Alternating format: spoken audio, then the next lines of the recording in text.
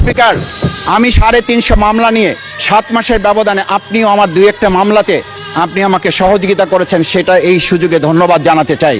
আমার 350 মামলা জামিন করতে 7 মাস সময় লেগেছে, আমার বের হতে সময় লেগেছে 4.5 বছর। আমি সেই 4.5 বছরে 3 বার রিয়ারেস্ট হয়ে 2 বার গুম হয়েছি।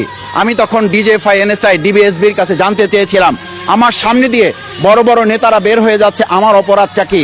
তখন বলেছিল তারা হুমকি না, হুমকি হচ্ছেন আপনারা।